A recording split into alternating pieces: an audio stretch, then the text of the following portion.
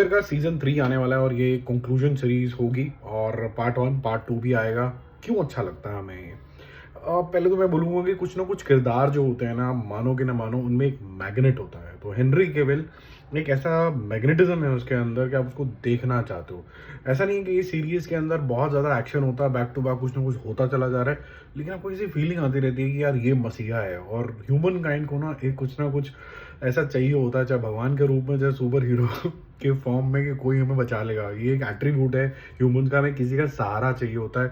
हमारे जो हम जिसके फैंस होते हैं वो भी चेंज होता रहता है, हमें कुछ ना कुछ एक वर्शिप करने के लिए इंसान चाहिए होता है। तो उसी थॉट प्रोसेस को आगे ले जाते हुए जिस तरीके से विचर पूरी सीरीज को दिखाया गया है, एक तो जिन लोगों को गेमिंग और जो इसकी ओरिजिनल किताब है, जिनको पता है, वो काफ़ी हद तक मुद्दे के ऊपर है, जिस वजह से जो एक्सपर्ट्स हैं उनको अच्छा लगा। बट नॉन एक्सपर्ट को, जैसे आप और मैं, हमें तो पता ही नहीं विचर कौन था, पहली बार देखा, मैं तो हेनरी केविल देखने का था। तो जो देखा, एक तो जो कॉस्ट्यूम्स थे, जिस तरीके की स्टोरी टेलिंग थी, फिर ये जो सस्पेंस और इक्वेशन था येनिफर और विचर भैया में और सीरी के अंदर, और फिर सीरी का कनेक्शन विचर के साथ, वो काफ़ी ज़्यादा इंटरेस्टिंग हो गया था। और एंड में आते आते ऐसा लगने लग गया था कि विचर और सीरी का बहुत ही गहरा कनेक्शन है। अब कनेक्शन से होता क्या है कि एक चीज़ जो होती है वो बहुत ज़्यादा स्ट्रांग हो जाती है, वो लव। और जो चीज़ सबसे ज़्यादा जो वीक हो जाती है वो होती है इमोशंस की वजह से आपके डिसीजन मेकिंग। क्योंकि अब आपको किसी को प्रोटेक्ट करना है, आप किसी के लिए जिंदा रहना चाहते हो, आप किसी को देखना चाहते हो फ्लरिशिंग होते हुए, यानी कि सीरी को। तो विचर भैया मेंटली थोड़े से नीचे हो जाएंगे, और जो उसकी विचर कम्युनिटी है, वो हमने देख ही लिया था सीजन 2 के अंदर, वो कम होती चली जा रही है। क्या और विचर बन पाएंगे कि नहीं बन पाएंगे, ये सब चीज़ों का आंसर हमें मिलेगा जब ये सीरीज आएगी बहुत ही जल्दी। जून जुलाई के अंदर आने वाली है। पार्ट 1 और पार्ट 2 के अंदर ब्रेक होगा सीजन 3, उसके बाद फिर कंक्लूड हो जाएगा। उसके बाद ये प्रॉमिस किया गया था कि हेनरी केविल भाई साहब हमें फिर से दिखेंगे सुपरमैन बने हुए, जो कि फिर से गड्ढे में चलेगी ये सारी चीज़ें।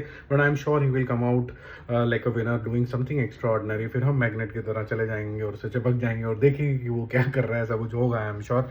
अभी फिलहाल के लिए जो इसका टीजर ट्रेलर जो भी आया है, कुछ मेंशन नहीं किया है, टीजर ट्रेलर अनाउंसमेंट है, तो वो काफ़ी इंटरेस्टिंग लग रहा है, बढ़िया लग रहा है और प्रॉमिसिंग लग रहा है। और उसमें वो खुद ही मान रहा है कि for the first time I am testing fear, which means कि उसकी वनरेबिलिटी यहाँ दिखने वाली है। और किसी भी हीरो की अगर वनरेबिलिटी दिख जाती है तो वो सीरीज जो होती है वो, या मूवी भी ले लीजिए, वो सुपर डुपर हिट हो जाती है। और वैसे भी हेनरी केविल की सारी चीज़ें आजकल सुपर डुपर हिट हो ही रही हैं। आपको कैसे लगा ये सारा ट्रीटमेंट? क्या आपको लगता है स्टोरी टर्न करेगी? क्योंकि 3 इंसान एक साथ होने वाले हैं, अभी ये दिख रहा है। सीरी की पावर्स जो हैं वो और ज़्यादा उसको समझ में आने लग जाएंगी। येनिफर ने भी अपनी पावर को ज़्यादा अच्छे से समझ लिया है। थोड़ा सा अकेला पड़ता हुआ मैं बोलूँगा विचर भाई साहब हैं। हेनरी केविल का जो कैरेक्टर है, गैरल्ट का जो कैरेक्टर है, क्योंकि उसके आसपास की जो कम्युनिटी है वो थोड़ी सी, जो विचर कम्युनिटी है वो कम होती चली जा रही है। तो क्या ऐसा होगा कि और विचर आ पाएंगे, या फिर यही इतना स्ट्रांग बन जाएगा कि किसी और विचर की ज़रूरत ही नहीं पड़ेगी? कमेंट करके बताओ।